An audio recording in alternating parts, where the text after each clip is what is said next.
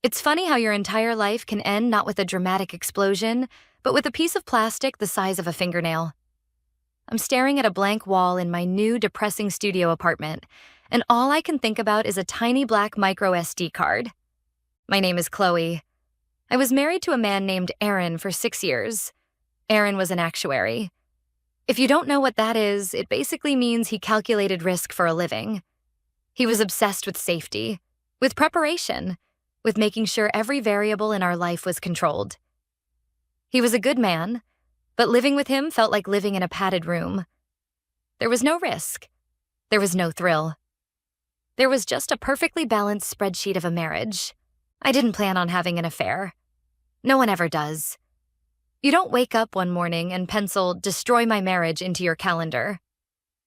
But then I met Marcus. Marcus was a vendor who supplied software to the logistics company where I worked. He was spontaneous, chaotic, and entirely inappropriate. He was the exact opposite of my husband. Because Marcus traveled a lot and Aaron worked from home, we didn't have the luxury of hotel rooms.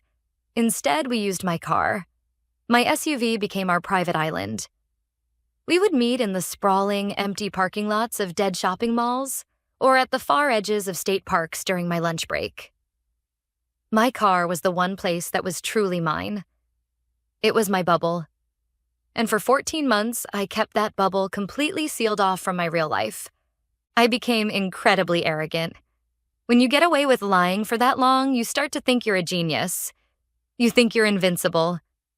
I had a whole routine. I kept a specific body spray in the glove box to mask Marcus's cologne.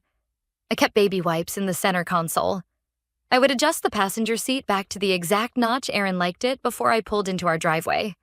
I was a ghost. I left absolutely zero trace. Aaron, ever the safety freak, had installed a high-end Dashcam in my SUV for my birthday a year prior.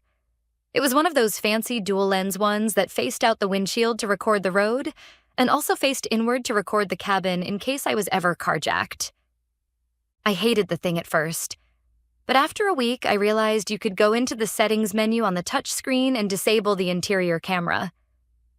I clicked the little toggle to off. The light went from green to red. I was safe.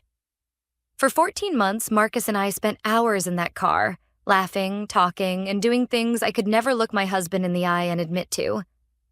And the whole time, that little camera just stared blankly at the windshield, blind to the betrayal happening right behind it. It happened on a Thursday. It was raining.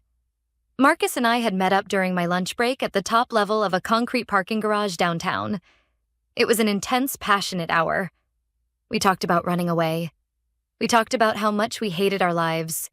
We said terrible, honest things about our spouses. When my hour was up, he kissed me, got out, and walked to his own car. I fixed my makeup in the rearview mirror, sprayed my decoy perfume, and drove out of the garage, heading back toward my office. I was sitting at a red light, humming along to the radio, feeling that dangerous, warm glow of a secret well-kept. The light turned green. I took my foot off the brake. Crunch. My head snapped forward as my SUV jolted violently. Someone had rear-ended me. I put the car in park, my heart pounding, and stepped out into the rain. The driver behind me was a teenager, maybe 17, looking absolutely terrified.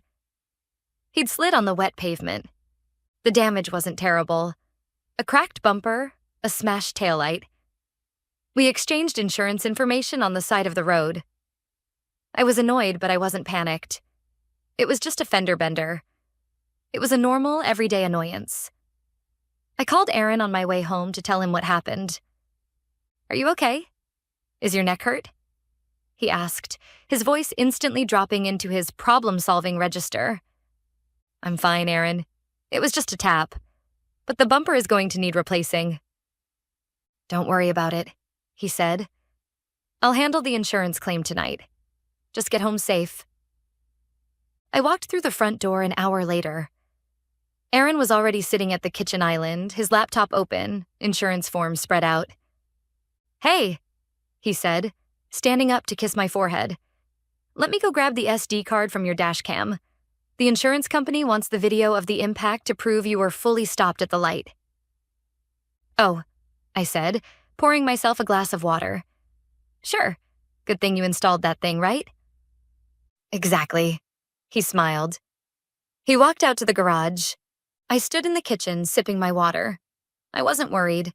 The interior camera was disabled. All the footage was going to show was the rainy windshield and the sudden jolt of the crash. Aaron came back inside a minute later, holding the tiny black square. He plugged it into the adapter, slid it into his laptop, and clicked the video file titled with today's date. Okay, let's see, he muttered, scrubbing through the timeline. Here's you leaving the parking garage. I froze. My hand gripped the edge of the granite counter. The video on the screen showed the rainy street ahead. The interior of the car wasn't visible, but as Aaron hit play, the speakers on his laptop crackled to life. God, I hate going back to him. My voice echoed out of the laptop speakers, crystal clear. I know, baby. A deep male voice replied. Marcus, just a little longer, come here. Then the unmistakable sound of kissing. Heavy breathing, moans, rustling clothes. I felt all the blood drain from my face. My knees turned to water. The interior video was disabled, but I had never checked the audio settings. The microphone had been recording every single word, every single breath, for 14 months. Aaron didn't stop the video. He just sat there, staring at the screen showing the rainy windshield, listening to his wife sleep with another man. The audio played for a full 3 minutes before the sound of the crash finally interrupted it.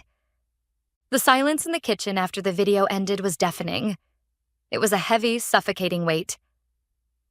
Aaron, I whispered, taking a step toward him. He slowly reached up and closed the laptop. The click sounded like a gunshot. He didn't yell. He didn't throw anything.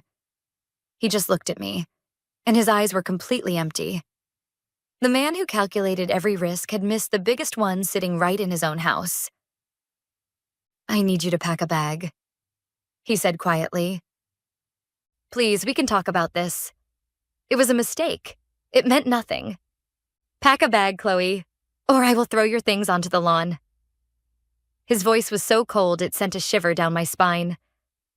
I packed. I left. There was no couples counseling. There was no screaming match. There was just the surgical, clinical dismantling of a 6-year marriage. He sent the divorce papers a week later. I lost the house. I lost our friends. I lost the safe, comfortable life I hadn't realized I loved until it was gone. Marcus, of course, stopped answering my texts the second he found out I was getting divorced. He wanted a fun secret, not a messy reality. Now, every time I get into my car, I look at that stupid camera on the windshield. The little red light is still on. It recorded the end of my world, and I didn't even know it was listening.